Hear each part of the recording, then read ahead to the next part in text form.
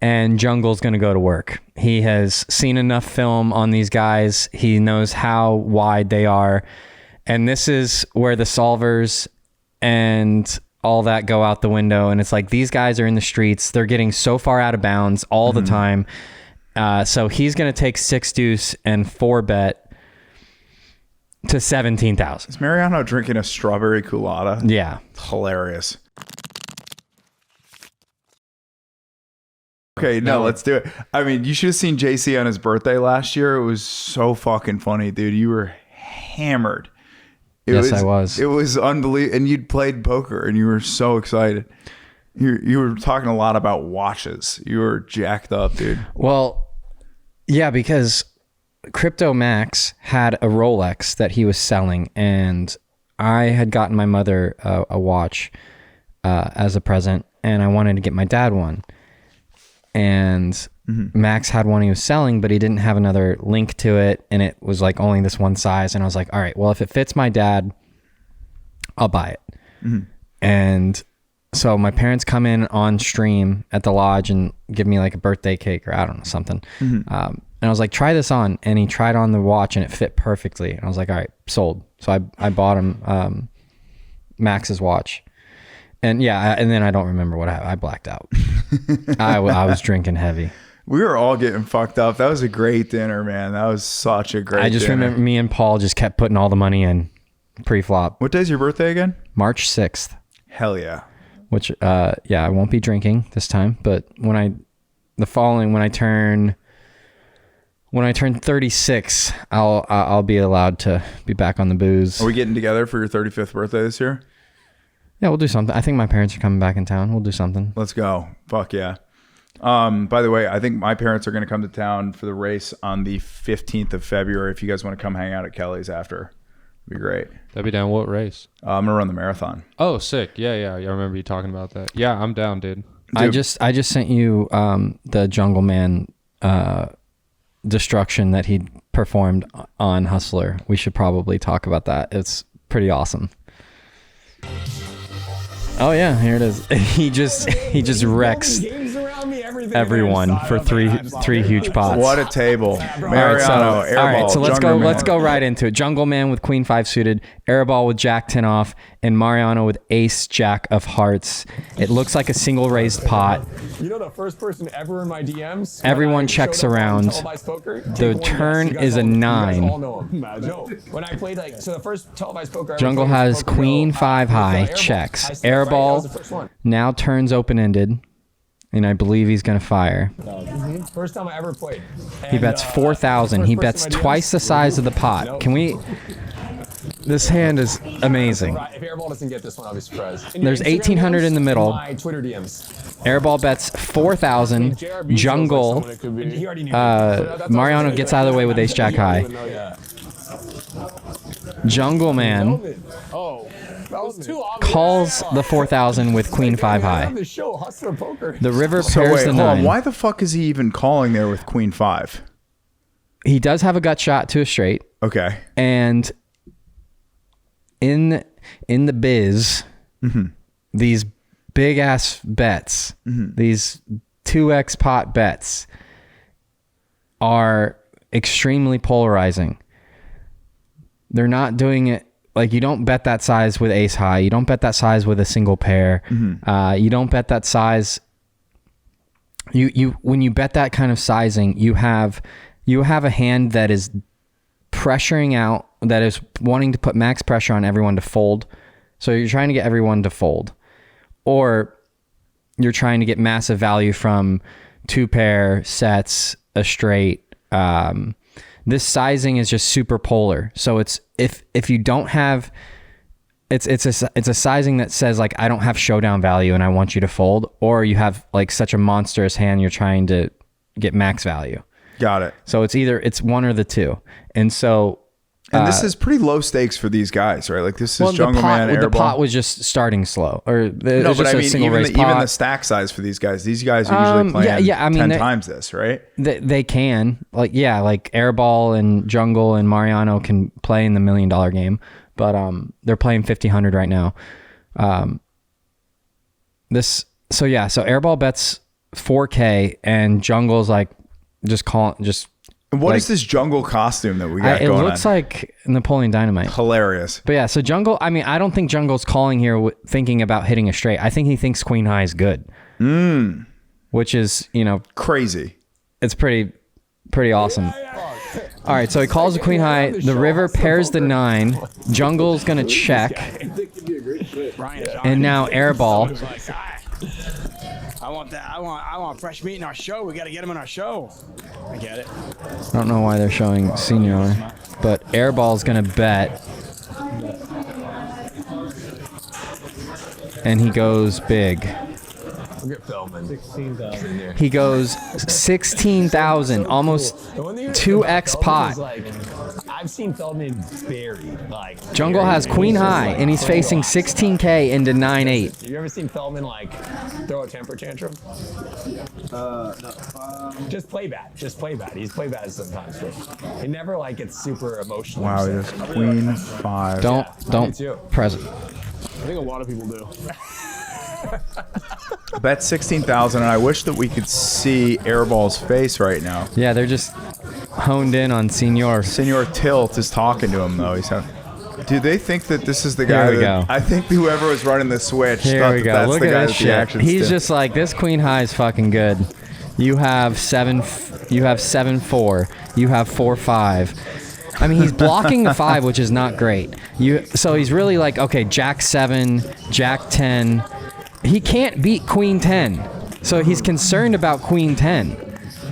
Queen 10 high is good. How much it would be? Oh no, I'll let you guys. This is a very dangerous call because some of the bluffs that Airball is going to have beat his hand. So he has to have a very particular hand like Jack high, which is Jack 10, Jack 7, Jack 5,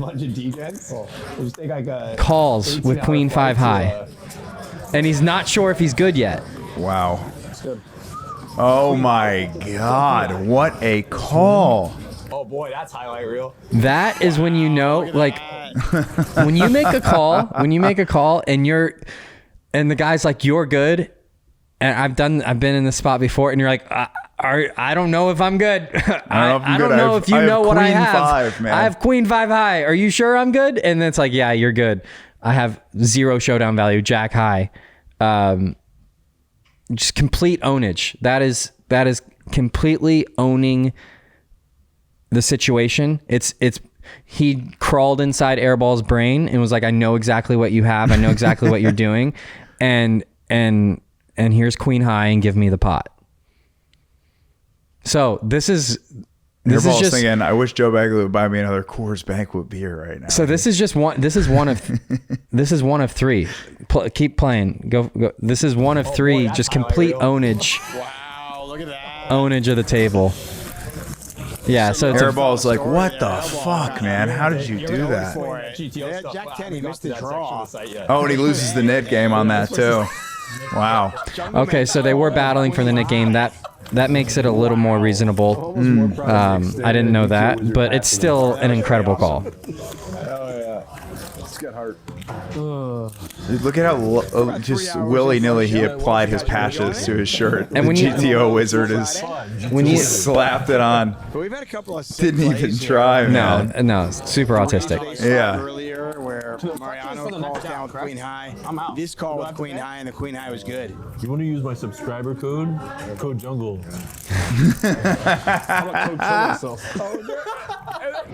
That rocks.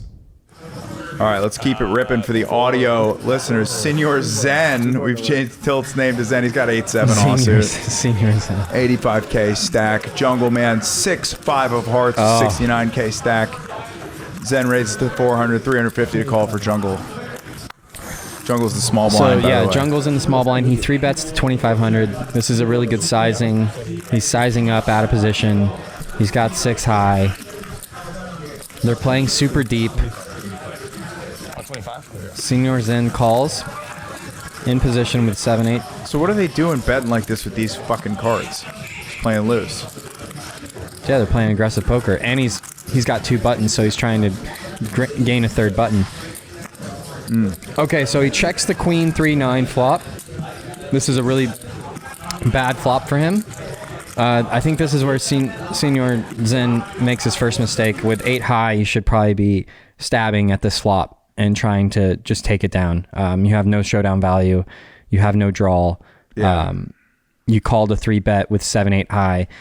On this kind of flop, this is where you stab, you pray that they fold, and if they don't, you can kind of decide from there. You can turn equity like he does with the 6, but checking with 8 high is probably not the move. But are you worried that Jungleman's going to check raise you? Well, sure, but that can't affect your decision. Like you have 8 high, you're in a spot now where like you need to c bet and try to take down the pot. Sure, he can check raise you and then you have to fold.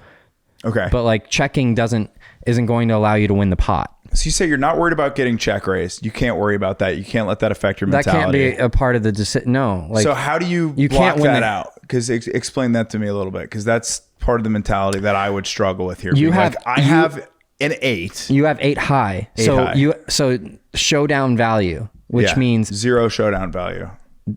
Showdown value is at the river. If the cards are turned over, can you win the hand? And the answer with 7-8 high is no.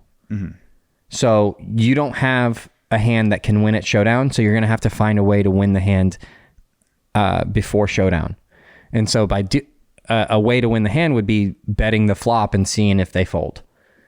So, and if they don't, oh well. Like you have to, you're stabbing at the pot, and a lot of times you lose that bet. You can't be concerned about losing that bet. Some of the times you're going to take down the pot, and that's your reward for stabbing. But if they check raise, you just fold. It's not the end of the world. But he checks behind with 8 high, and now the turn is a 6. But it also, like, that check behind indicates weakness to Jungle. So Jungle checks. Jungle's probably check folding this flop, and he's probably done with the hand if Senior C bets, applies any pressure at all. If he bets flop, which he doesn't. So now the turn's a 6. Play it. So now Jungle turns a pair, checks again, which is the right play. You don't have enough value to bet your hand, but now you can bluff catch because he turned a pair. It's got a great bluff catcher with the 6s. So Senior bets 4K into 5,200. Jungle asks how much. 4,000 to call the Jungle.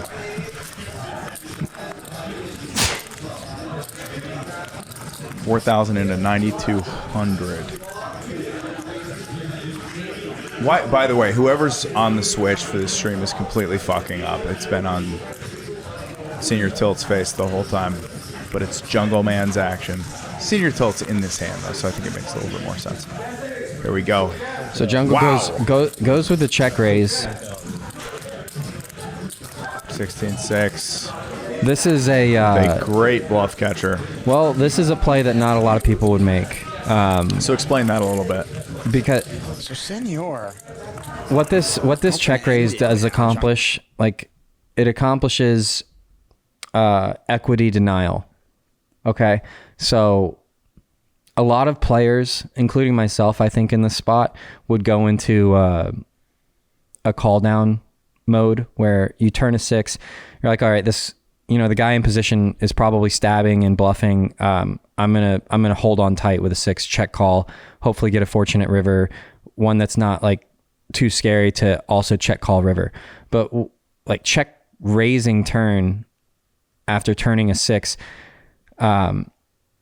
it puts a ton of pressure on a 9, so you might be able to fold out a little worse, or a little better. So you might get a better hand to fold. And then if they don't have a 9 or a queen, they have tons of equity versus a pair of 6s. So, for instance, 7-8 offsuit has 30% equity versus a 6. If they have Jack 8, they have 2 overs and a gut shot versus 6. If they have Ace Jack, they have 2 overs. If they have King Jack, King 10, 10-7, all of these hands have tons of equity versus Jungle's hand, but they're going to have a hard time calling a raise. So this is like it's a very high level play, because if senior tilt has like, let's say 10-7 or Jack 10 or Jack 8, he's going to be thinking about folding, and he's not going to realize how many outs he actually has versus Jungle's hand. Got it. And so it's a huge win if you just get this check raise through, and they fold 2 overs and a gut shot, or 2 overs. It's just a super profitable play.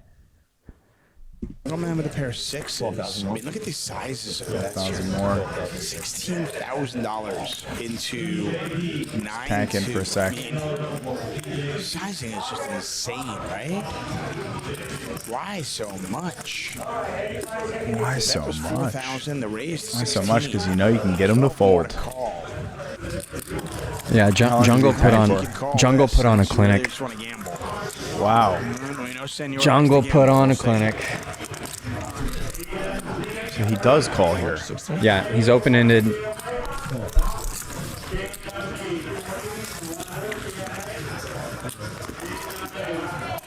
Pot's 37K now.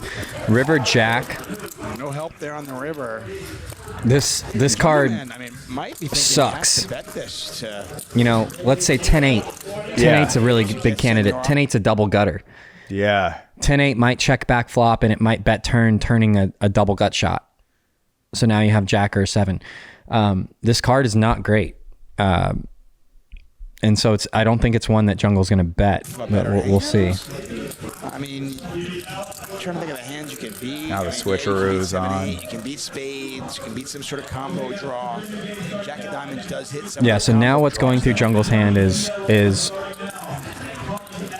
depending on the sizing from senior tilt or senior zen, and what hands can he still beat. You know, there shouldn't be too many flush draws that check back flop, but senior tilt's not a traditional player. Like he could very well check back a flush draw. What does he just bet here? 25K? Yeah, he bets 25,000. Wow. Yeah, this is super uncomfortable. 37. Jungleman probably going to think about this one for a while. Look at it. Look. Is he pretending to be doing the math right there? No, he's counting the. Wait, he's counting the what? He's counting the combos. Okay. So the combos of hands: 7-8 suited, 7-5 suited, 4-5. He's blocking the 5 of hearts. So he's count all the different possibilities. Could he have checked back ace deuce of spades, like nut flush draw, now just has ace high on the river. Ace 10 of spades is still ace high. Count. Counting some bluffs. He's counting bluffs. I have quite a few. You got a busted straight draw? Yeah, he's putting them exactly where he's Yeah. at. Wow. Might be super crowing me. Oh my God. Check time.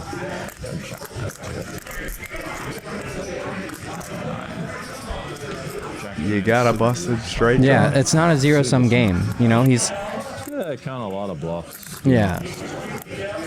He knows he's not going to win every time he calls, but he has enough bluffs, and he puts enough bluffs in this guy's range.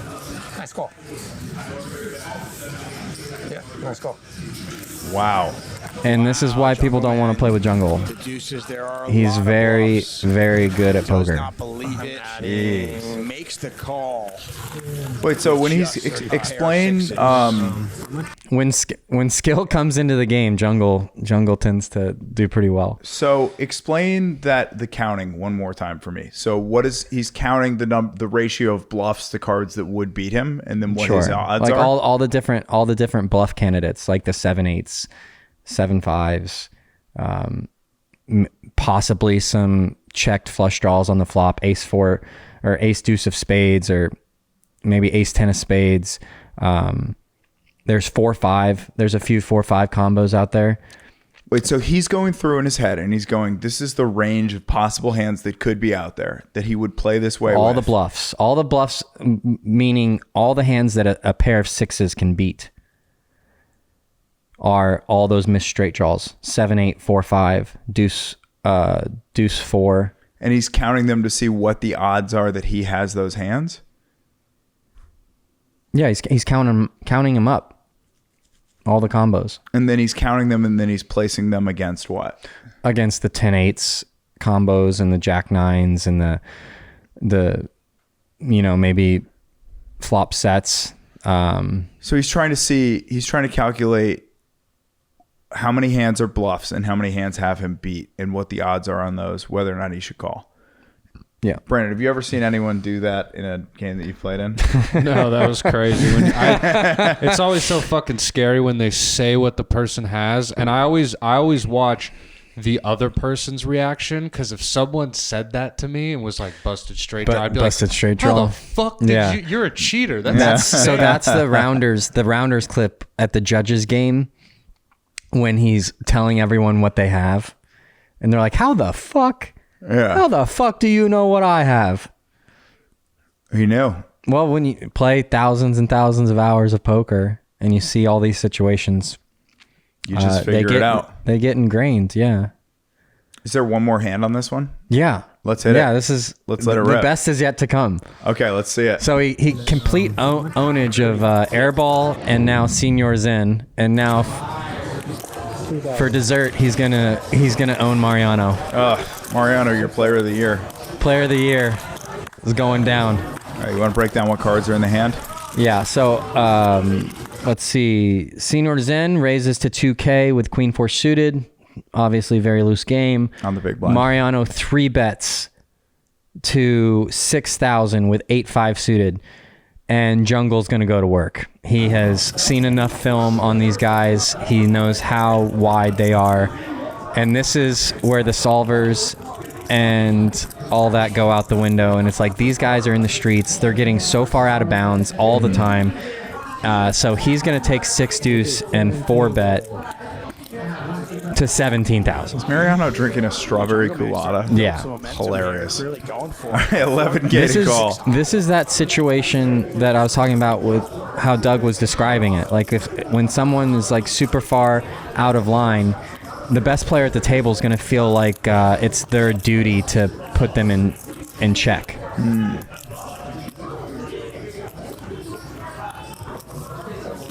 So 4 bet with the 6 deuce on the button.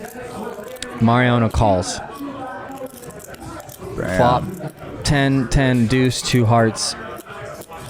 Mariano just a quick check, letting him know he does not have a 10. Mariano does make the call. Jungleman hits a pair of deuces. Jungle C bets for around 30% pot.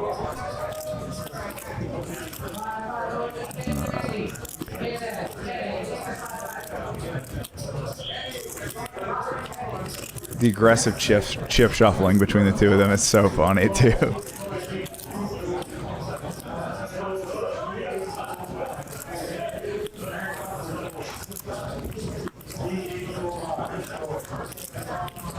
Check. Pair of deuces still good, and as you can see, Jungleman a 2-1 favorite with 1 card to come. We got $60,000 in the pot. Sometimes the action can get pretty intense when we're short-handed. Yeah, there's really no turns that Mariano's going to bet with the line of this hand. Check, check. So it goes check. Pull the bluff off. We have this hand. Oh, my God. Some big cards out there. Yeah. Great run out for for Mariano. I should say. Not a fun run out for Jungleman. So it's 10-10 deuce, queen, king out on the board. Jungleman's got a pair of twos. Mariano's got an air. Yeah. Option to Mariano. Jungleman has checked. Got to decide what to do here with just 8 high. Yeah, check back 60K the in turn. pot. And now it's action on Mariano. So Mariano's just thinking of sizing. He can't win at showdown because he has 8 high. And so he has to bet. And he's going between, I think he's going between big or small. So I think in Mariano's head, if Jungle has a king, he's getting called. If Jungle has a queen, he's getting called. If Jungle has a straight, he's getting called. So he's not trying to get those hands to fold. Yeah. He's trying to get pocket 8s or pocket 9s or pocket 7s. I don't know if those hands are 4 betting pre. So I think it's more likely he's trying to get ace high to fold, because a lot of like suited aces are going to 4 bet pre. Ace 4 suited, ace 5 suited, ace tray suited. So he's trying to get ace highs to fold, and he's okay if jungle has a king or queen, he's just going to lose. But at least with this bet, he can potentially win the pot and get some maybe 8-9 suited to fold, some random like jack 8, jack 7 suited garbage to fold. But yeah, he just can't win at showdown with 8 high.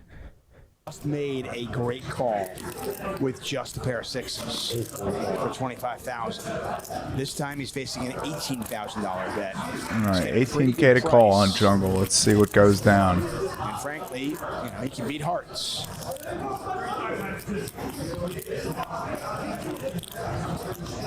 What?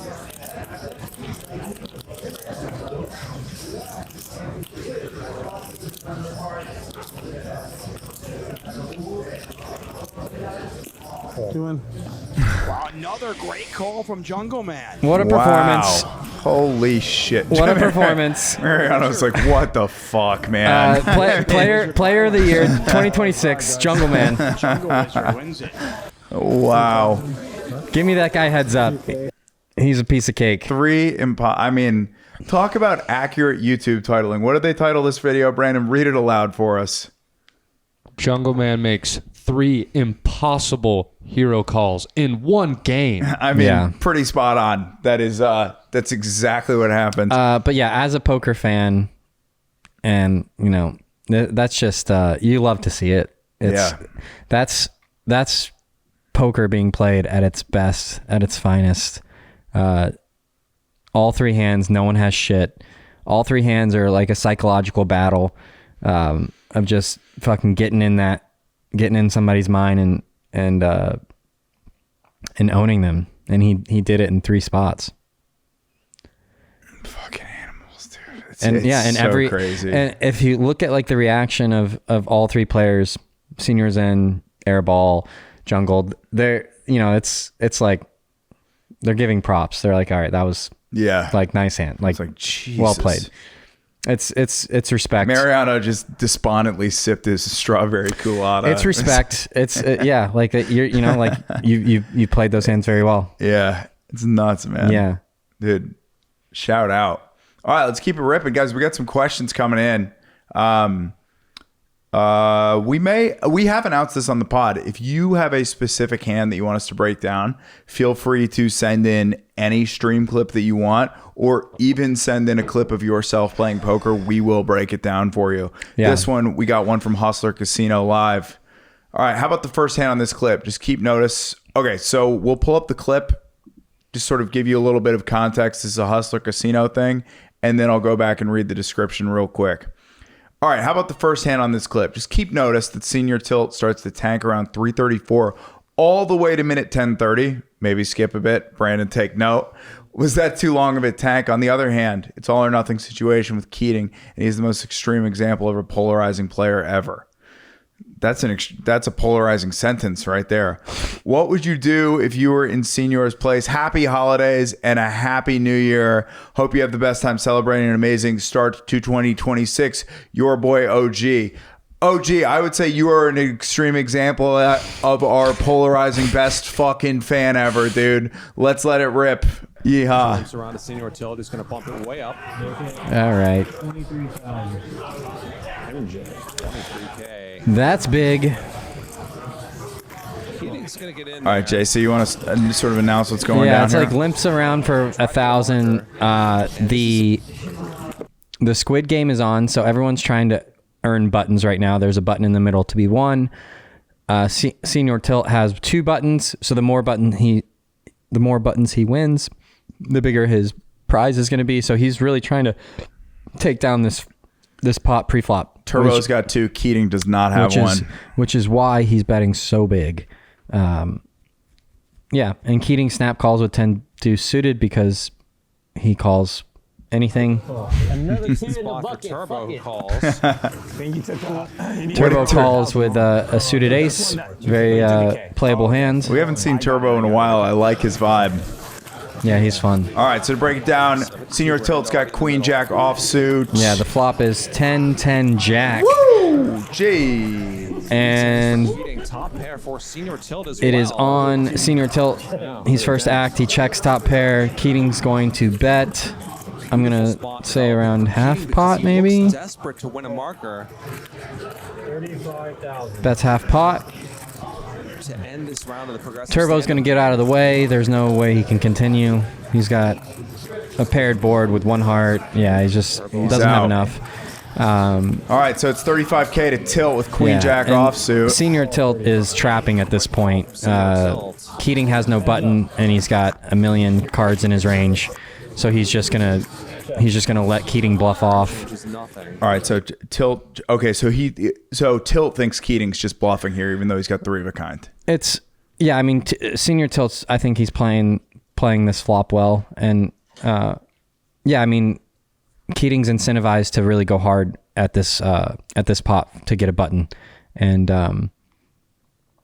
obviously the 10 beats him, so he doesn't want to start calling raises and shoveling money in with just top pair. So he checks the flop, which I like. He check calls 35K, and yeah, there's nothing to do but check and let your opponent keep betting.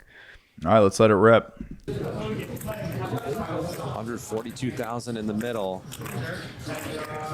And this is a good spot to use some pretty big sizes because your opponent will expect you to be bluffing quite a lot. What do you think of that breakdown right there? So the announcer just said That makes sense. It's a good spot to use big sizes. 90 large. and he does it 90K. Because if Keating has a hand like, let's say 9-7 suited, 8-9 suited, some king nines, and you're trying to get a hand like ace queen to fold, you're going to want to bet pretty big. Mm-hmm. And Keating can have tons of bluffs In in this spot. in this instance, he ends up having value. He has the 3-10s, but he wants to play it. Only hitch in the He plan wants to is use the that same sizings he would use if he was actually has bluffing, it this time. and that's being Makes the balanced. call. Because it's hard to play against if they're using the exact same sizes for their value and their bluff.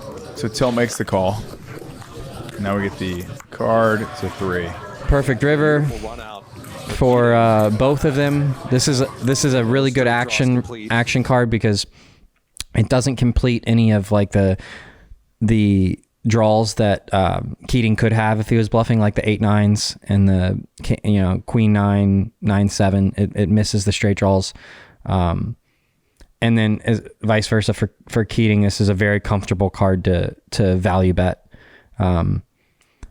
You're still going to be value betting queens, kings, and aces on the river. Mm-hmm. You're not going to like it if they shove. And then obviously if the river's a jack, you still might value bet, but you're really not in love because a jack is a big part of their check calling range. So you could consider checking back a jack or betting, but really not loving it because it's going to be hard to get value. But this river is perfect, and so He just checks knowing that Senior Tilt has nothing to do besides check. Keating is Pot's hoping that Senior massive. Tilt has a hand very much like the one he has. Jack X, maybe an overpair. Senior Tilt was the razor pre-flop over a bunch of limpers, made it 23K.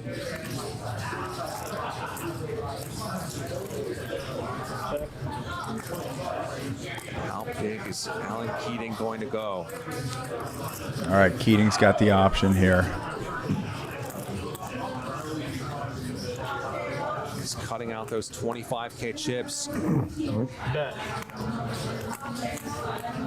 375. Woo! Bets 375 into That's a little 322. uncomfortable. You see, Wow. you see him squirm. That is not a fun bet to be facing. Seven-figure That's pot if Senior insane. Tilt can find this call. And what makes it so uncomfortable is how capable Keating is of bluffing. Yeah. If this is certain players that just don't have this bluff in them, it's like you can just take a jack and fold it pretty quickly. Yeah. But Keating, He'll play any two cards in the deck, like you said. He'll play any two, and he's capable of of anything. And so this bet is like, fuck, you know, like he has no fear. He could bet this with 9 high.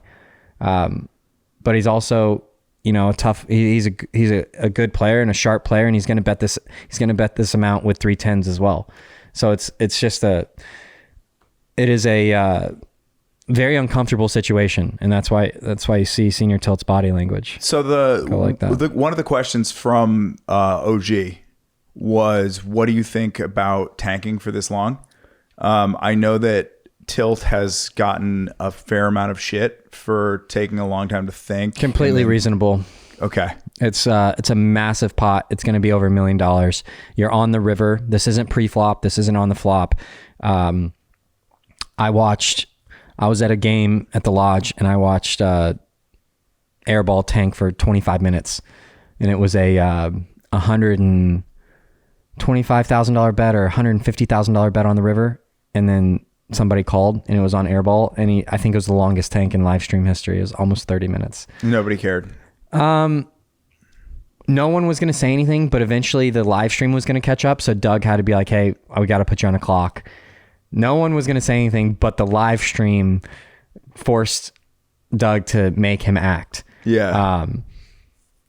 Yeah, like when the pots get to, you know, $500,000, $1 million, no one's going to say shit. Like this is insane amounts of money, and especially the tanking needs to be saved for the river decision. If you're tanking 4 or 5 minutes on the flop or on the turn, that's excessive, and that needs to be picked up. But when it's this size pot and this size of a bet on the river, no one's going to say shit. You're going to be able to, you're going to be allowed as much time as you really want. So yeah, the 5 to 10 minute tank, as a player, I don't think much about it at all. It's no issues. All right, let's let it rip, baby. But I don't want to sit here and watch it. So yeah, so fast forward. We've fast forwarded 7 minutes. There he is. He's thinking about it. It's a beautiful hoodie, by the way. It's a beautiful watch. Burst of inspiration that might push him in one direction or the other. And he lays it down.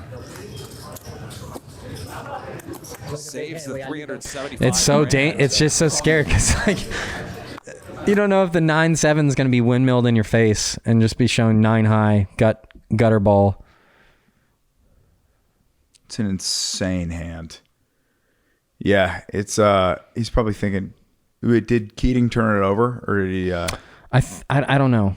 I think he might have had to show for the button. So yeah, they're waiting to see the hand. She decided. There it is. Yeah, he wants to see it. Disappointed. He's like, thank God. Thank God I folded. Thank God he hugs Ryan. He's like, that was $375,000 I almost put in the middle. Brandon loses the knit game. Sorry, Brandon. 18K tax. Fuck it. Yeah. Pay it. Throw it in. All right, boys, we got 2 more questions. Both of them I do not think had a name on them. What's another card game you enjoy playing while in Vegas? Blackjack, 3-card poker. I'll take this one. I don't go to Vegas, but I do go to the MGM Grand up in Springfield, Massachusetts. I fucking hate that casino. I always lose money when I go there. Quick story. 2016, I'm going on a little ski trip. I got to buy a ski bag to go. We go up to the Colorado Ski Shop, which is the name of the store. I go to the store. In the store, there's a $40 ski bag and there's an $80 ski bag. And I'm sitting there and I'm looking at the bags and I go, I'm going to say $40. I'll get the $40 bag. Cheap fuck. Cop my $40 bag. I walk out. We're driving back. We drive past the casino. On the way back, my buddy's like, why don't we go and play a little blackjack? 30 minutes later, I lose $600 playing blackjack. Mm-hmm. And I'm like, dude, I mean, should have just bought the expensive bag. Should have bought the expensive bag and gone home. I would have had a nicer bag and an extra $550. Felt like a loser, huh? Felt like a fucking loser. What do you play when you go to Vegas, JC? Well, I didn't play pits for 5 or 6 years, but I've allowed myself to dabble again these last few summers. And then in my to my Vegas trips. More so just because, like if I lose 4 or 5K, it's not the end of the world anymore. But I still hate it. I hate giving away money, especially to the corporations. Yeah. But I do enjoy baccarat. I like sweating the cards. Blackjack is fun. It's a lot more enjoyable of experience if you just have, like, in your mind you're not there to win. The money is kind of already accounted as lost. Mm-hmm. Like, oh, this is my, for instance, like the last few times I've gone, like I'll bring like 7 or 10K in cash and be like, well, it's kind of like gone. Mm-hmm. I'm playing with it for fun. I'm not trying to turn this into something. The majority of the time you're just going to get smoked. Yeah. So it's pretty disappointing if you go in there like trying to win back make some a money. living. It's not going to work in the long run. So yeah, blackjack fucking sucks. Expect to lose. And if you're struggling with money, or if you're struggling with building a bankroll, completely forsake the pits and sports betting, and it's always going to be there. But I would not dabble at all until you are in a more financially stable position to where you can, play for more fun. And if you lose, it's not a big deal. Things are getting out of control with the sports betting, man. I have a Robinhood account, and they're fleecing the entire country. Done pretty good in the Robinhood account. I've tripled my money.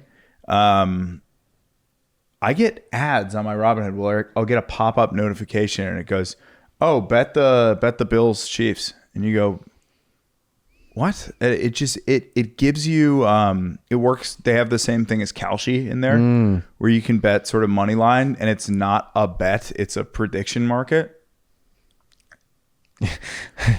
We're really mixing words. Yeah. I mean, like, it's not gambling, huh? You're betting on the outcome of an event. Hey, Robinhood, if you know that I have an IRA in there, like an investment account, yeah, maybe they want that. Maybe ethically you shouldn't be offering me sports lines. Yeah. What the fuck are we doing? But yeah, it's like it's disgusting. It's insanity. It's disgusting behavior, and they should be ashamed of themselves. There's no end to greed. Yeah. When more is better, when is there ever an end, or when is there peace? It's more is better. They're going to come after every single dollar in any way possible. Yeah. Advertising a gambling bet or wager with an account that's linked to your savings or something for retirement. It's crazy. Yeah. It's unbelievable. I mean, they might come back and say, well, you can't do the prediction markets with the Roth IRA. And I would go, well, I can liquidate. Can I cash out I can cash out the Roth IRA and put it in an investment account where I can invest on the bills. All right. In regards to cash games versus tournaments, should poker players typically focus on one or the other in order to maximize success, progress? Interested to hear your thoughts. I enjoy the pod. Thanks. And if it's not too late, Happy New Year. Good luck at the tables. Cool. Yeah. Happy New Year. Yes, definitely. I think you should focus on one over the other. Especially when you're building bankroll, you're in the beginning or middle parts of your poker journey. I would focus on one or the other. My recommendation is cash for quality of life. And we've said in the past that just cash games are far superior to tournaments in general. But I think jumping back and forth between the tournament grind and cash grind kind of dilutes like the focus and and like a groove that you find when you're just playing one. It waters down. Cause you'll bust a tournament and then you'll go sit down at a cash table and you're in a tournament mindset, and then it takes time to switch over into a cash game mindset.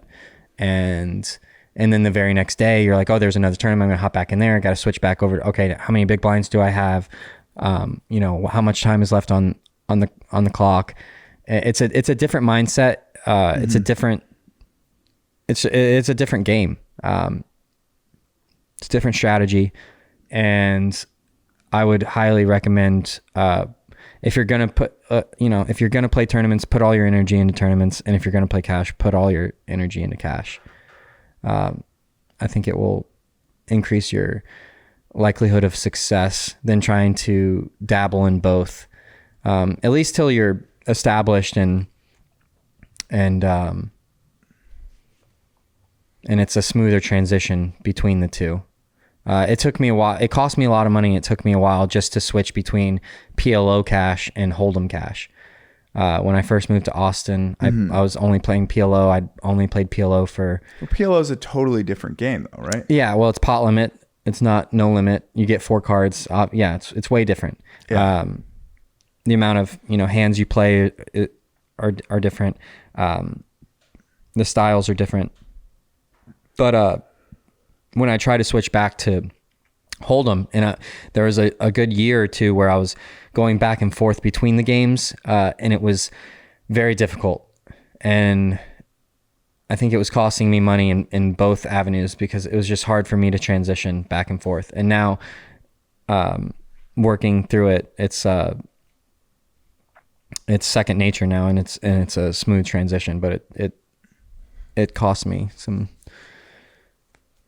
cash for a while. Yeah. Focus, baby. Locked in. Yeah. All right, guys, that's the pod. Cool. If you've got any questions, write them in. Also for people, because some of these questions, they said include your name. I can't see the name unless you include it in the question. That's like what OG and Nicholas do. So some of you have been putting yes, include my name, and I think it's not getting sent through. So just please include that in the question at the end. Cool. Hell yeah. See ya. Thanks, gang. Peace.